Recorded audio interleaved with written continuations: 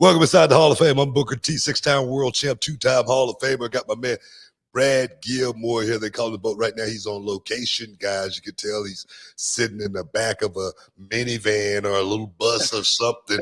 I'm not sure what it is, but he's got his setup. He's got Wi-Fi. That's the only thing that matters. He's getting his champagne wishes and caviar treat. He's inside the Hall of Fame.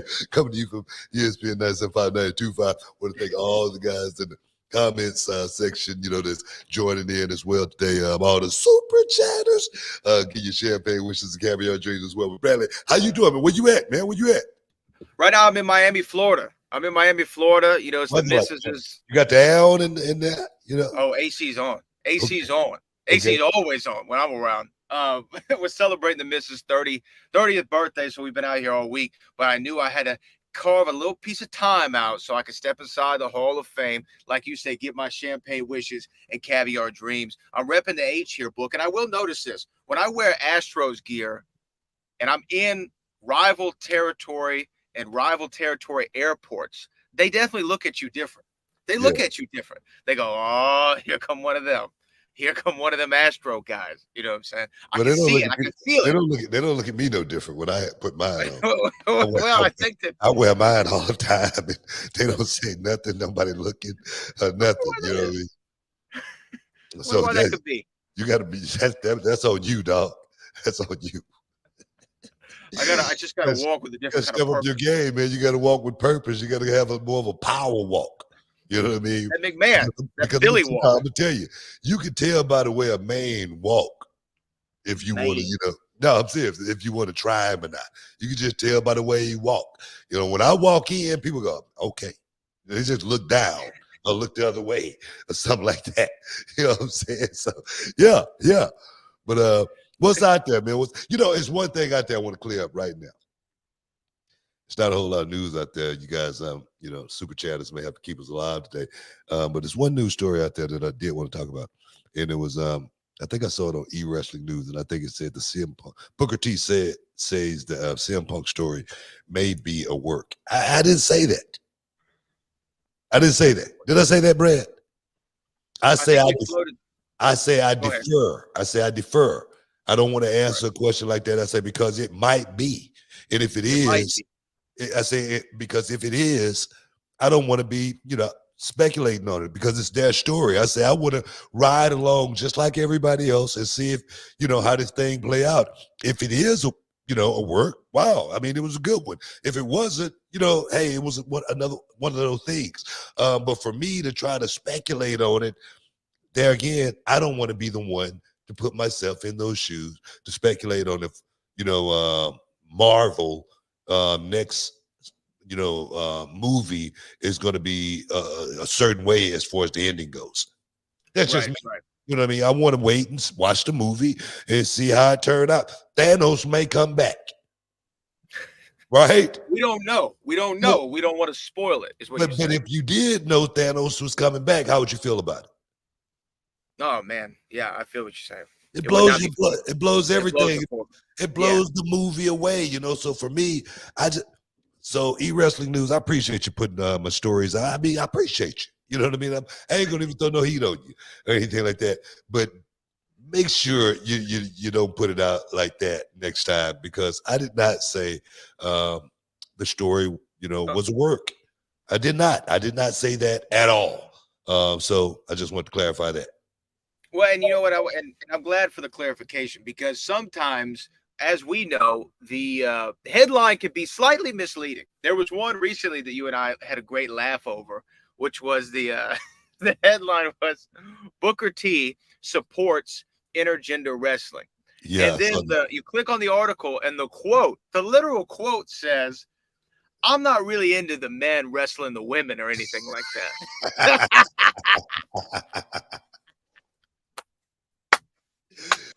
But the way they frame it, it's kind of right because I said, Sherry hit men, they're just par for the course. You know what I mean? Because that's just, men can take it. You know what I mean? That's just the way I look at it. But as far as me supporting intergender wrestling, men wrestling women on television, no, I don't support that at all. But I did say as far as there's a lot of men out there on the independent scene that's got a lot more experience than women, perhaps, but not, I wouldn't say more experience. It's just less women with experience than men. And to be able to do it on the independent scene, you can get a lot of practice. You can learn your craft a little bit. I'm not opposed to it from that perspective. You know what I mean? But for live television, WWE, AEW, I'm not for it at all. Just to clarify. Just to clarify. Now, I know there's been a lot that came out in the last couple of days about CM Punk, and it seems as though that wasn't for TV, at least from what the reports have been. You know, we still don't know, but it sounds like Punk stepped over a line. He knew it, and he texted Hangman Page and apologized. That's what the story is right now. It said, "Hey, sorry, brother, I went a little bit too far with that one. I was just working, though." How'd they find out about that text? Well, apparently, you know, because now this is what I love. I mean, who found out about this text that CM Punk sent? Did Hangman Page post it? Well, so here's what I love about AEW. These are the first people that I hear have camps, right? This is the first time I've ever heard this word used in wrestling terminology. Is they say, well, CM Punk's camp and Adam Page's camp both confirmed it. And I'm thinking, who are the camps? Do you mean CM Punk?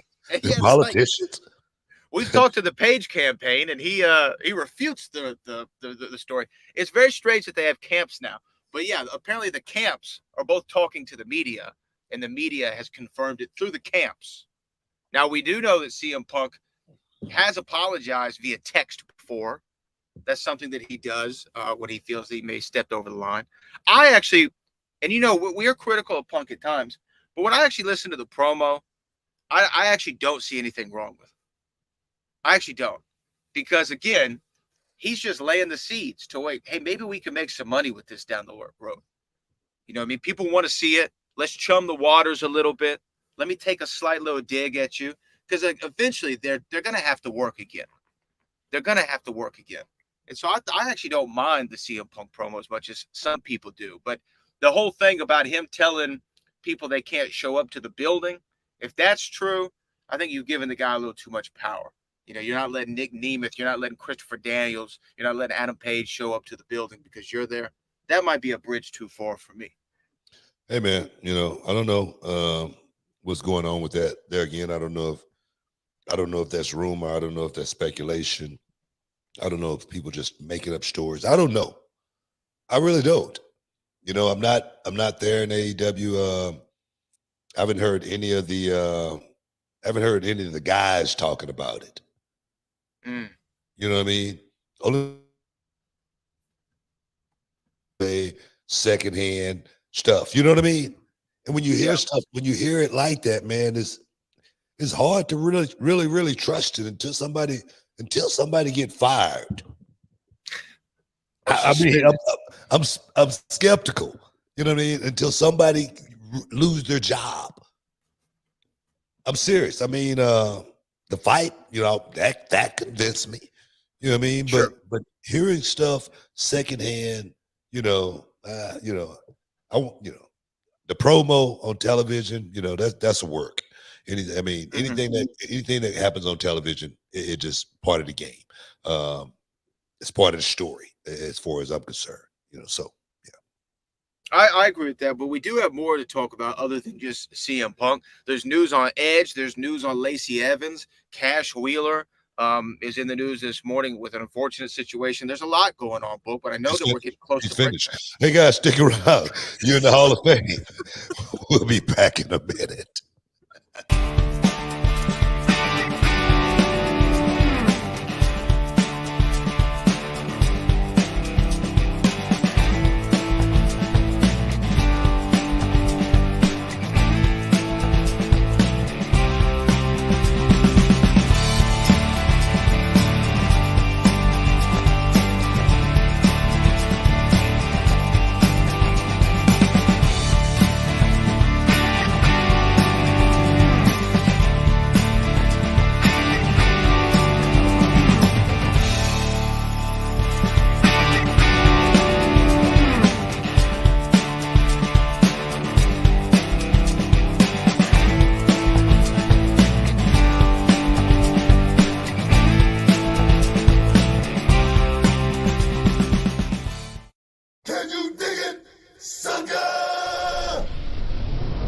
listening to the Hall of Fame. Here's Booker T and Brad Gilmore. Welcome back inside the Hall of Fame, y'all. We just chopping it up, talking about everything sports and entertainment and everything it's a lot going on in the wrestling world right now, man. I mean, everything is I don't know if it's the heat. This heat, this 100-degree weather making everybody go crazy. You know, when it get hot, man, people, get antsy, they get sweaty, air conditioning go out, stuff like that. When that kind of stuff happen, man, everybody want to hit the street and just do something. You know what I mean? So we got to talk about this Cash Wheeler situation. Arrested for aggravated assault with a firearm. You know That's what I mean? what it is. Yeah. I mean, that right there, that's a serious charge, bro. That ain't that. I mean, and I'm gonna tell you right now, I'm looking at the headlines, all over the headlines, all the stories right now. Cash Wheeler, AEW, Cash Wheeler, everything Wheeler. Hey man, my thing is this. I don't know what the situation was. I was reading. I didn't actually find what the actual story was. Can you find? I'll read what we have, at least as much of the details as we have. This was coming from one of the sites. After being arrested by the Orlando Police Department on Friday morning, Cash Wheeler, real name Daniel Wheeler, faces one count of aggravated assault with a firearm. The Orlando Sentinel broke the story. According to county records, Wheeler was detained in circuit court following his arrest. Later this afternoon, he is scheduled for a hearing. On July 28th, a warrant for Wheeler's arrest was issued, and on August 3rd, he pled not guilty to the charge through his attorney. In Florida, this charge is classified as a third-degree felony. FTR are the current AEW Tag Team Champions, and they're scheduled to defend their titles against the Young Bucks. Yeah, that's exactly what I'm talking about. It's not really telling any detail. As far as if he pulled a gun on his woman. You know what I mean? If it was a situation at the gas station, was it a road rage incident? We're not getting a whole lot of information there. You know what I mean? No. AEW, I'm trying to read this from the Orlando Sentinel, but they're giving me problems. They want me to subscribe. I'm not subscribing to the Sentinel. I'll tell you that. I'm trying to find it. AEW has been made aware of the charge, and we are closely monitoring the situation. Wheeler is fully, where did it say? But they're currently charged. Yeah, they're currently looking at the situation. Oh, here we go. At a hearing on Friday afternoon, it was revealed that Wheeler's arrest stemmed from a road rage type incident in which the wrestler was accused of brandishing a gun at an alleged victim. How did I know that? I would say, how did I find myself saying something like that? You reason why he down there in Florida, right? Yeah, Orlando. Yeah, DeSantis, he don't mind. Everybody can carry a gun. No, seriously. Kind of like our home state. I mean, just like here. I mean, seriously. I mean, just like here. I mean, well, you could just carry a gun, and these are the situations that come from it. Just imagine if somebody gets shot. You know what I mean? Got killed. You know what I mean? Over a road rage situation. That's why when I'm driving, man, I'm never in a hurry. If someone want to speed around me, I get out of their way. I let them go. But some of these drivers, they want to be in the fast lane, and you come up on them, and they just stay there. And they know you're behind them. But they want to play games. You know what I mean? Instead of just getting over, being kind, being courteous, because that is the fast lane. But people want to play games, and then stuff like that happen. But if you high strung, you can find yourself in a situation and in prison for the rest of your life or dead. Yeah. You know what I mean? Over something. Where you were just going down to the bodega to pick up a gallon of milk. A bodega for most lot of people. You're using your Harlem Heat terms. Is your neighborhood store down the street. Yeah, drugstore. No, not no drugstore. It's just a regular store. I thought it was like a corner store. A bodega is like a corner store. Corner right? store, yeah. Yeah. Necessarily have to be that's you talking like a drugstore, like you go and buy something, You don't call it the drugstore? No, I call it the corner store. Like if I'm going to Walgreens and say I'm gonna go to the drugstore. No, I don't say that. No, I don't. Well, that's because you grew up on 110th Street, so y'all say things a little bit differently over by Arnie's pool hall. Y'all are talking about the bodega. All that stuff was fiction. I'm gonna give me a slice. I just found out what a bodega was about 6 months ago. Thought it was I a heard. head- I I heard. thought it was a headband.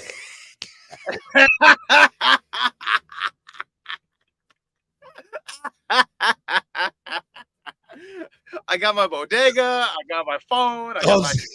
I'm serious. That's what I thought. I I remember Go ahead. there was a Slick Rick song where he said bodega, and I never knew what it meant for the longest time. Hit the bodega. I was like, I don't know what that means. Sound cool though, right? But it sounds cool as hell, man. Cool. It sounds like you really going to do something when you go into the bodega. We hitting the bodega. That's what it made me feel like when I first heard it.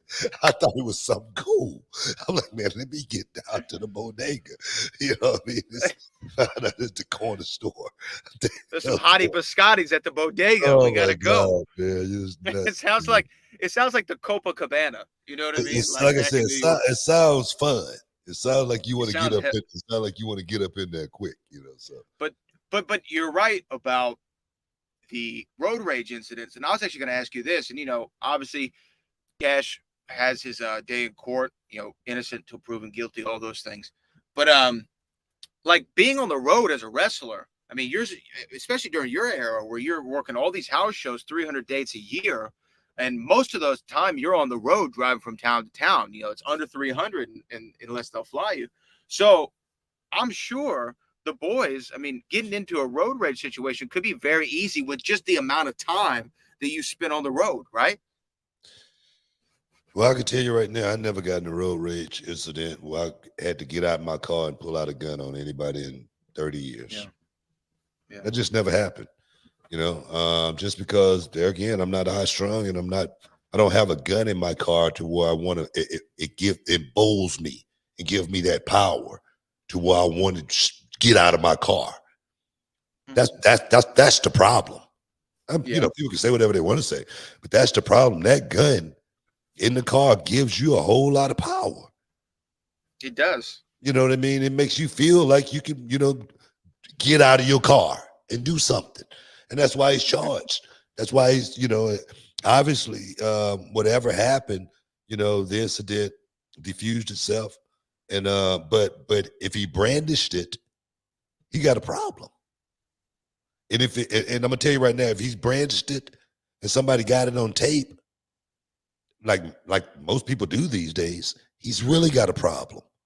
So there again, having that power, man, I've never been a gun guy or anything like that. I mean, of course I have home protection just in case somebody think they can just run up in here. Yeah, you're gonna get shot. But but I'm not the type to go out and want to, carry it in my car or, pull it on someone if I get into a confrontation with them. If I get into a confrontation with somebody, hopefully, he's a man and I'm a man. If he didn't pull out a gun, I'm not going to pull out one, if I do got one. Yeah. I think it's better to not even have one in the car. Yeah. Like I said, I'm not a gun guy either. I mean, I have home protection, as a wise man once said. And what happened if somebody come in the house? They're gonna get shot.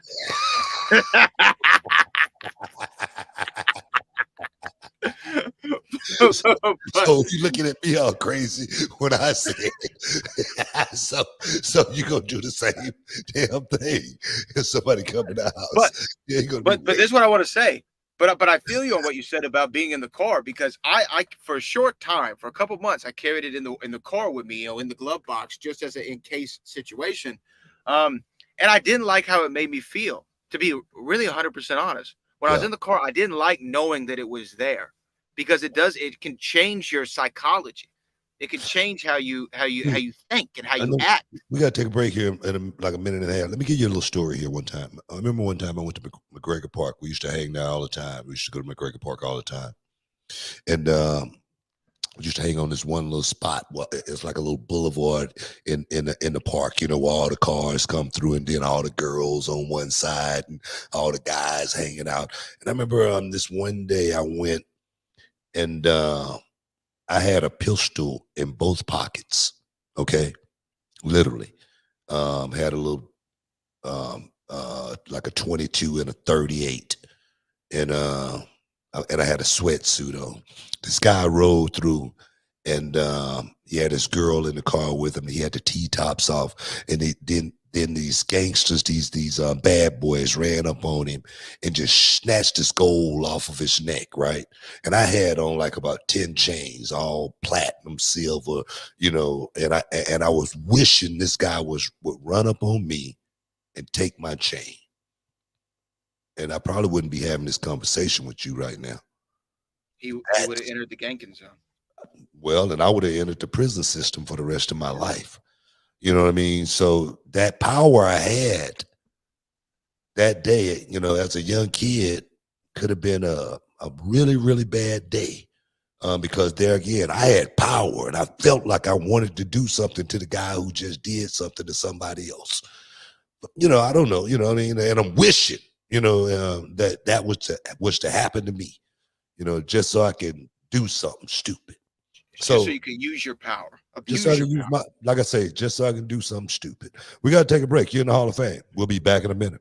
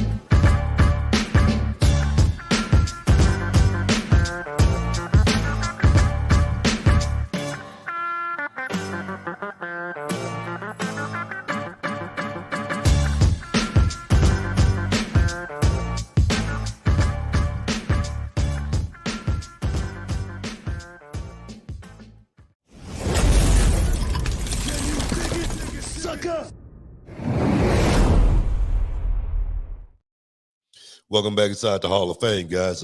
Yeah, man. Just talking real talk, man. Just talking real talk. Cash Wheeler has found himself in a little situation. Cash Wheeler, being from the FTR in the organization AEW, found himself in a little situation, and hopefully he'll find his way out of it. But like Beretta used to say, Beretta being Robert Blake. Don't do the crime if you can't do the time. Oh, yeah. Well, that's kind of ironic for Robert Blake.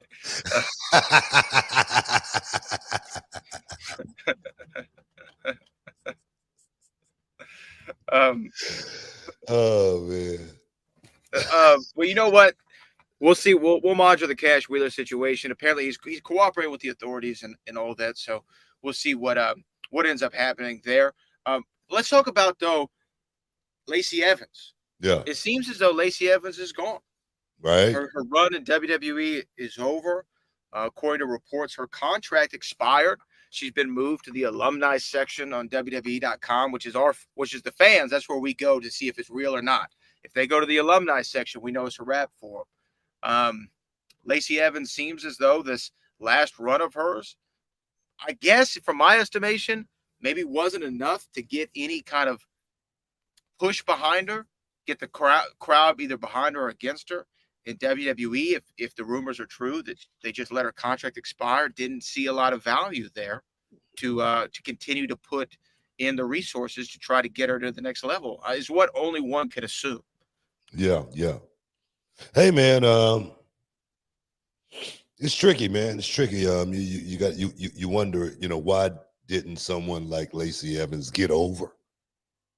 I thought when she was doing the sassy vixen Southern girl thing, I thought that was kind of cool. I wasn't too big off into the outfit, the way she would come out, and then the role kind of like became kind of like gorgeous lady of wrestling-ish. Yeah. You understand what I'm saying? It became almost like a gimmick. Mm-hmm. You know what I mean? And then when you got ladies on the show like, Bianca Belair and Charlotte Flair and the man Becky Lynch, Oscar, just real people. It kind of like, you know, doesn't mesh as well. You know what I mean? Uh, Yeah. and that's something that changed. When the NWO came out, as far as people having to figure out how to switch gears. One thing about Lacey Evans, I can't throw the blame off on her or anything as far as that goes, because I'm sure I don't know if she wanted to, if that was the character that she wanted or created or whatever. But I do know a lot of times WWE have a lot of play as far as what role that you're going to actually play. I don't know. Did Lacey Evans have talent? You answer that question. Yeah, absolutely. Exactly. I feel the same way. I feel like Lacey Evans had talent. How do you feel about Lacey Evans' work? It never, and like in my opinion, like I can't tell you one thing that she did that ever really made me feel a certain way from an in-ring perspective. But I'm not. That's not saying that she wasn't talented in the ring. I just felt Well, like the character and the psychology never met up with well, the this in-ring. this my thing right here. You know from the internet if somebody sucked in the ring. Well, according to the internet. No, according to the internet, right? Just according to Yeah, the yeah, internet. sure. I haven't heard anything about Lacey Evans' work ever on the internet. But what did you think about her work? I can't go back and nothing stands out in my mind and where I said That's for me too. Lacey Evans need to learn how to work. I can't go back and find anything like that. But I I also can't, I don't can't, I remember can't, anything that stands out I don't either. remember. I don't remember her work. I don't remember anything that stands out also, but that's not the way I look at guys until, if I could work with them or not. I look at Sure. for I always say it's not the what to do's, is what not to do's. And I can't remember a whole lot of, Lacey Evans, and what not to do's, that she should have been thinking about. I just don't, I can't remember any, you know what I mean? That's why I say she obviously was a pretty good worker, obviously, because I would have spotted it if she Sure. if she sucked in the ring. I would have spotted it. Okay. Maybe this is a lot of times it's frustration, company not really you've heard the old saying, man, we just don't have anything for you. We try to figure it out, and you can get frustrated. We saw what's her name that that left not too long ago and went over to AEW. What's her name? Tony Storm. Storm. Mhm. Same thing. She had been around. She couldn't find a footing. Really couldn't get over, and frustration set in, and boom, she's like, "All right, let me get up out of here." And that's what the business is these days, man. It's going to be a lot of that. It's going to be a lot of people getting frustrated because they want more. I get it, no doubt. I get it. I understand it. I get it too. But the thing is, like going back to the package that was Lacey Evans. I mean, obviously you have a pretty girl. She athletic build, got a great backstory. And they tried to tap into that in her last run. I think the hat with the Sergeant Slaughter gimmick, that was not the way to go, in my opinion. They could have toned that down a little bit because, again, even with that gimmick, it felt a little glow-ish, right? It felt a little gorgeous laser wrestling-ish. It's the same thing. Yeah. It's the same exact thing. But to your point about her work, and I think this is a case with some people, like, okay, American Idol, right? Like, or any of those talent shows, when they go and they sing, every one of them, if they make it to the stage, they can sing. Every one of them can sing, right? But Yeah. certain of them win the competition because they can do more than just technically hit the notes. They can make you feel a certain way. It's the same thing with wrestling. A lot of guys and girls, they can do all the moves right and in the right sequence. They don't screw anything up, but do they make you feel anything?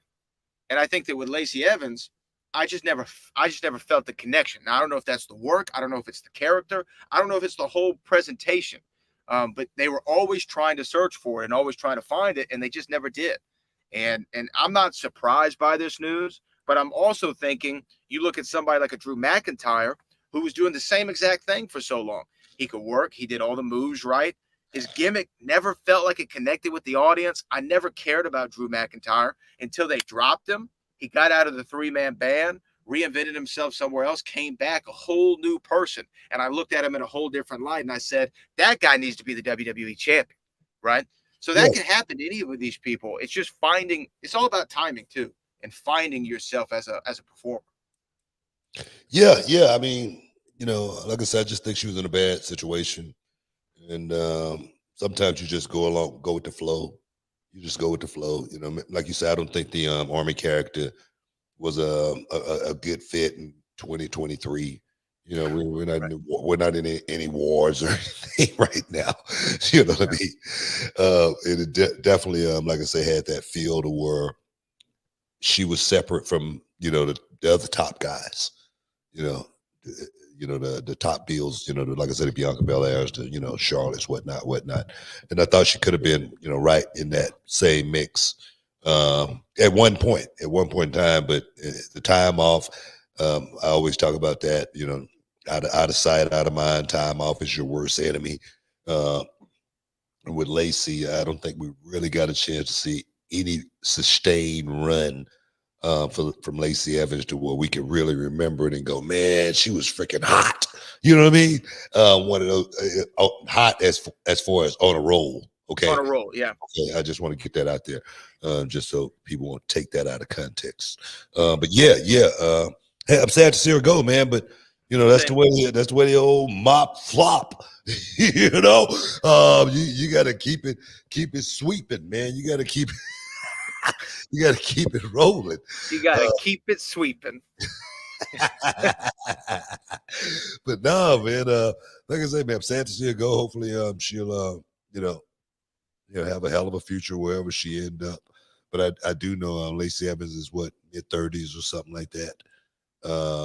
And time in the business, is very, very valuable. So I'm sure she's not, if she wants to continue it, she's gonna keep the keep the train rolling. So we'll see exactly where she end up. We'll see where she ends up. I think we have a little bit of time. Do we have a little time for a break? Yeah, we got a minute. We got a minute. So let's do this real quick. What are your thoughts? This is from Big Breezo. What are your thoughts on Rey Mysterio winning the United States Championship? He just won it on last Friday. You know what, man? I think Ray had put it out there. He, thought this, into fruition, because I heard him talking about. I was reading something that Ray wanted to win one more championship before he retired. I don't know if it was the world title or anything like that, but I do know he wanted to win one more championship. And they probably said, "Well, Ray, we can't go there, but." we go throw one at you, let you ride off in the sunset. But nah, man, I'm happy for Rey Mysterio, man. Just Ray's still out there doing it, man, for guys like myself. Ray's been doing it for a long time, and to see Ray still out there doing it, it makes me feel damn good, as well as him being able to do it with his son Dominic. What an awesome deal to be able to accomplish something like that. We got to take a break though, guys. Stick around. You're in the Hall of Fame. We'll be back in a minute.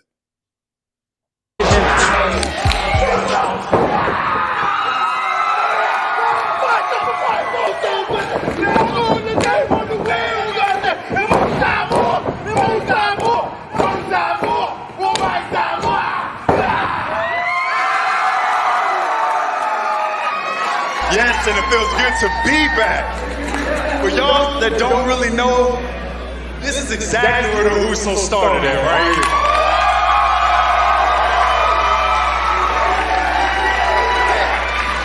Please keep showing love to Booker T, to the reality of wrestling. Those guys in the back, they bust their ass every month to get where they want, where me and Luce is at right now. They're doing it for you guys. Show love the whole ROW family. I'm telling you right now, these guys are the future back here. We started, the Usos was born right here. Right here. So, hey. Support the ROW movement. When we say ooh, y'all say oh, ooh. Can you dig it, sucker? You're listening to the Hall of Fame. Here's Booker T and Brad Gilmore. Boom! Welcome back inside the Hall of Fame, guys. We've got a few minutes left here inside the hall. So, guys, if you want to get your champagne wishes, if you want to get your caviar dreams, super chatters, do it. Do it now. I do it for you. Now, this is and we got a couple super chats, and we're going to get to them here in just a moment. I did want to ask you about sort of a non-wrestling but sports-related story, because you and I followed this saga on the show as it happened. We saw a few months back, there's a conversation on Undisputed with Skip and Shannon about Tom Brady. Skip takes a shot at Shannon Sharpe, says, you were never as good as Tom Brady, so your opinion is essentially irrelevant, is what we all took from the conversation. Shannon Sharpe said, okay, I'm getting up out of here. Well, today it was announced that Shannon Sharpe will be joining First Take with Stephen A. Smith, and they will be bringing it to us on a weekly basis. What do you think about that pairing? I just wanted to get your analysis of these two mega personalities joining forces. It's a lot of energy, man. It's a lot of energy there as far as being able to bring, like I always say, a certain feel when people listening to you talk about something. Both of those guys can get, very animated. Both of them know exactly what they're talking about. So I like it, man. More importantly, man, I like Stephen A. reaching out to a brother and bringing him in, after, watching everything that unfold, because I'm sure Stephen A., being a guy who sat in that same chair, once upon a time, knew exactly what Shannon was going through. You know what I mean? So I'm sure they was talking off screen more than you ever could imagine. Oh, yeah. Yeah. And neither one of them have ever said anything publicly against Skip Bayless, but I mean, come on, man. We can read between the lines. Oh, yeah. That's what I'm saying. That's why I appreciate, Stephen A. reaching out, to a brother, because he could have been left out in the cold. He could have been very easily. Yeah. Very easily. Now, I know Richard Sherman has taken this spot against Skip Bayless. So I'm just looking forward to 2027 when we have First Take with Stephen A., Shannon Sharpe, and Richard Sherman all on the same show together, because I'm sure that's going to happen eventually. We do have a couple super chats, but I wanted to get one more opinion from you. We talk about Edge. We talk about Rey Mysterio on SmackDown. Edge, I know, is having his final farewell, so what some people are saying on SmackDown. But what do you think about Austin Theory losing the United States Championship? I feel like post John Cena WrestleMania, he hasn't had the same juice behind him. Now, I don't know if that's because he's on SmackDown now, and I don't get to catch that show as live as often as Raw, so it might be a personal thing for me. But what do you think about Austin Theory, or kind of lack thereof, recently? I mean, he's definitely cooled off, right? I mean, he's definitely. I think it goes without saying. I mean, he's cooled off big time, man. And it's sometimes, man, you got to know how to switch gears. All right. Sometimes, you can go out there and run that same shtick every week, and people can, really get, I wouldn't say phased out, but they could tune into somebody else who's actually giving them that something that they're looking for. And right now, LA Knight is giving them that feeling that they want. You know what I mean? With this kid, I say, with Austin Theory, I say, when you're a heel, you got to be a heel. They got to really despise you. And sometimes, I think heels these days don't really cross that line. I look at Dominic Mysterio. That's the heat I'm looking for, from the heels. That's what I'm looking for.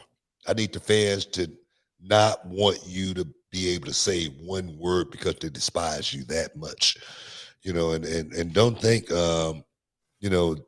this salad was, pretty much just, fixed, perfectly for this kid to go out there and succeed. This kid did a lot of the work on his own as far as and a lot of it is the performance in the ring.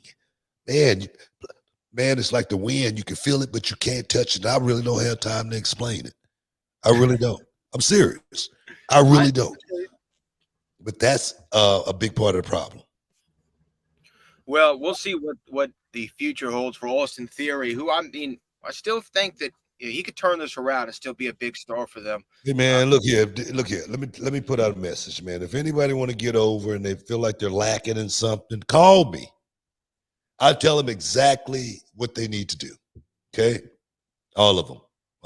Just got a call from one of my kids just yesterday, and he was like, looking for some advice, and I told him exactly what he needed to do. And I'm telling you right now, he's gonna be all right. He's gonna be great. He's gonna be one of the greats. Well, we'll see what the future holds. We do have some super chats before we wrap things up today. This is from John, JID999. I'm 19 and from Moore County, North Carolina. Well, hell yeah. The Hardys went to my same schools. Ain't my guys no more. It's sad to see what money/need to be accepted will do to people. I don't know what he's talking about with that. Wow, what that mean, man? I don't know, man. I mean, they North Carolina boy. I don't know, man. I don't know what the situation with Matt and Jeff in their city, in their county, in their state, and what's going on down there or whatnot. But oh man, that's some pretty big words there, bro. Pretty big words. Those are big words. I mean, the Hardys two of the best, one of the best tag teams of all time, and one thing I could say as far as that situation go, we're all human. We're all human. We all make a lot of mistakes along the way, and a lot of times, when you do make money, I'm not saying that it's about them or anything like that. You got a lot of times you forget where you came from. Yeah, 100%. But I don't know. I don't know what the exact situation there is. This from Cali Toenail, though. Who do you think should be Gunther's next big opponent? I highly doubt Chad Gable will beat him on Raw. Gunther needs a great storyline that'll last a while. Oh, that's a great question. I love the work that he and Sheamus did together, and I really thought that Sheamus was going to end that run by being the Intercontinental Champion, and maybe that's where they go again. But is anybody that steps out in your mind, Book? LA Knight. Yeah. He's a guy that definitely could, step into that spot and you can, get behind him. And then, of course, with Gunther, that dude, you're gonna hate him. Match made in heaven. You know what I mean? But that's the one guy I see right now that's got the spark behind him, the zeal behind him. To actually step into that spot. The zeal. They got the zeal, baby. Zeal. And you know what? Right now, LA Knight's doing a program with The Miz, which I actually like that matchup with those two guys, especially from a in-ring standpoint, from a promo standpoint. Miz is, like you said, just despicable as Gunther is. So I think that would be the next logical step, because I know LA Knight has said, he doesn't need a championship to validate this run, but a championship would definitely help boost this run to the next level. And the Intercontinental title has become a more important championship since that man Gunther has had it around his waist. So I really like that. I like that matchup, Book. That's good. That's good booking, Book. Good booking. I'm not booking anything. Okay. You're booking the show now. Hire this man as a writer. I'm just saying, if it was a guy, that would be the guy. That's it. That would be the guy. Yeah. D'Angelo Brown just gives us a little shout out. We appreciate that, D'Angelo. Kappa Owens, Booker and Brad, how do y'all feel about Lacey Evans doing OnlyFans? Hey man, give me the link.